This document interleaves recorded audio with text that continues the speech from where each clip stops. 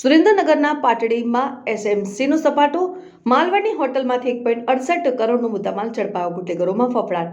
સુરેન્દ્રનગર જિલ્લામાં દારૂની બધી ઉપર સ્ટેટ મોનિટરિંગ સેલે મોટી તવાઈ બોલાવી. પારડીના માલવણ હાઈવે ઉપરથી એસએમસીની ટીમે કરોડો રૂપિયાનો વિદેશી દારૂ ઝડપી પાડતા ચકચાર મચી જવા પામી છે.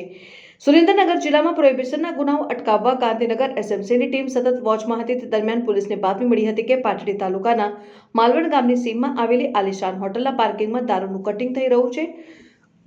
બાતમીના આધારે પીએસઆઈ આરજે વસાવા અને તેમની ટીમે દરોડા પાડતા ટ્રકમાંથી તોતિંગ માત્રામાં વિદેશી દારૂનો જથ્થો મળી આવ્યો હતો. પોલીસે ઘટના સ્થળેથી અલગ અલગ બ્રાન્ડની ઇંગ્લિશ દારૂની કુલ 33,816 બોટલો કબજે કરી છે, જેની કિંમત રૂપિયા 1,50,48,800 રૂપિયા થાય છે. તપાસમાં સામે આવ્યું છે કે આ દારૂ હરિયાણાની અલગ અલગ ફેક્ટરીઓમાંથી ગુજરાતમાં ઘુસાડવામાં આવ્યો હતો અને દારૂને છુપાવવા માટે પ્લાયવુડની આડસનો ઉપયોગ કરાયો હતો. પોલીસે 15 લાખની ટ્રક, મોબાઈલ અને અન્ય મુદ્દામાલ મળીને કુલ 1.68 કરોડથી વધુનો મુદ્દામાલ જપ્ત કર્યો છે.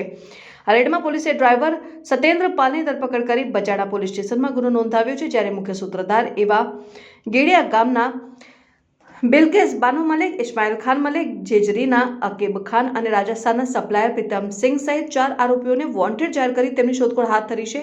એસએમસીના દરોડાને કારણે સ્થાનિક બુટલેગરો ભૂગર્ભમાં ઉતરી ગયા છે. રિપોર્ટર મુકેશ ખક્કર.